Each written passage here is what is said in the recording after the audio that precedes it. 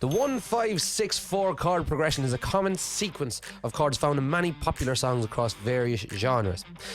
It consists of the 1st, 5th, 6th and 4th chords of whatever key you're in and are typically played in that order. If you haven't a clue what I'm on about, then by all means stick around, and in the next couple of minutes I'm going to demystify all of this for you. Before we get started, I would love if you would give this video a like and consider subscribing to my channel so that I can help you achieve your musical goals this year. I also want to give you something to help you out in these uncertain times. It's my music career roadmap. This is the exact process that I followed step by step to build a sustainable and profitable career in music for myself. And I've put it together and I'm giving it away completely free as my gift to you. So let's get stuck in. First of all, we need to pick a key. So let's go for the key of C because it's the simplest one to work with. A key basically is like a recipe of notes that will work together really well, and we can build different musical things with this recipe. Key of C is made up of C, D, E, F, G, A, B and C. So as you can see, the musical alphabet goes from A to G, and then once you get past G you just go back to A again. If you play those notes one after another, it will make up the C major scale. Now everyone knows the C major scale whether they know it or not. Do, re, mi, fa, sol, la, ti, do. Remember that from school? That is the major scale. And we can then use this to find our chords. So I've got my guitar here now so that I can illustrate these points for you. The 1 chord represents the tonic or home chord of the key that we're playing in. It's the chord that gives a sense of resolution and stability to the progression, and in this case our 1 chord is going to be C.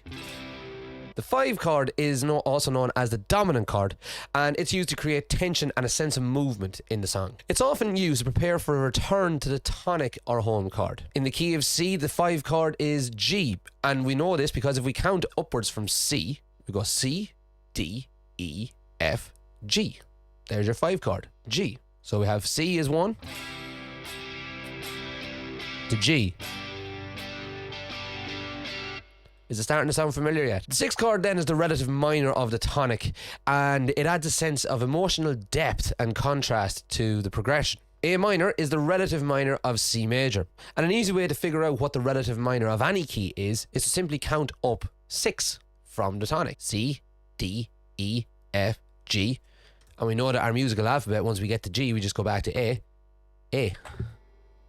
So there it is, A. Our 6 is A minor. So we've got our 1, C, 5, G, to the relative minor. It should really start sounding familiar now. Finally then, the 4 chord is also known as the subdominant chord, and it provides a sense of balance and even more stability before returning to the tonic chord. In the key of C, our 4 chord is going to be F.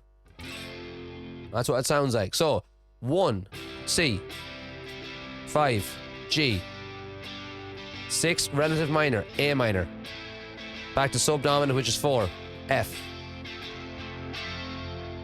If you think you haven't heard that before, you 100% have. Together, these 4 chords form a harmonically rich and dynamic progression that is used in countless pop songs. Here's a few examples of songs that use the 1-5-6-4 progression. With or Without You by U2.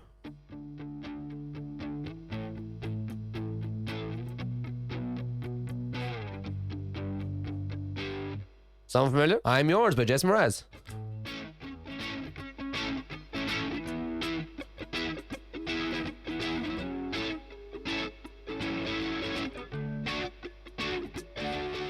And Let It Be by the Beatles.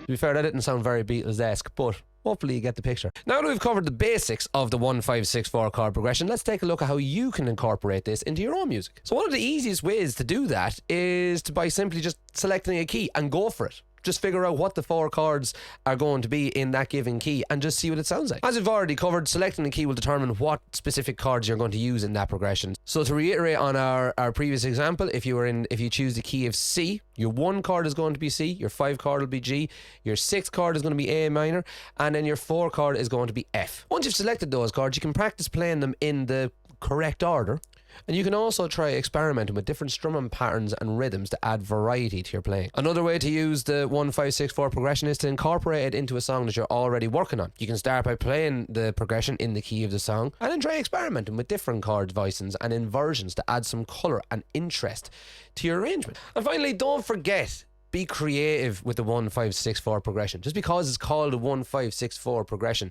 doesn't mean it always has to be played in that order. You can try substituting different chords in or adding additional chords to the progression to create your own unique variations. Hope you found this video useful. With little practice and experimentation, you'll be using this powerful progression in your own music in no time whatsoever. Don't forget to like and subscribe so that I can help you achieve your musical goals this year. See you in the next one.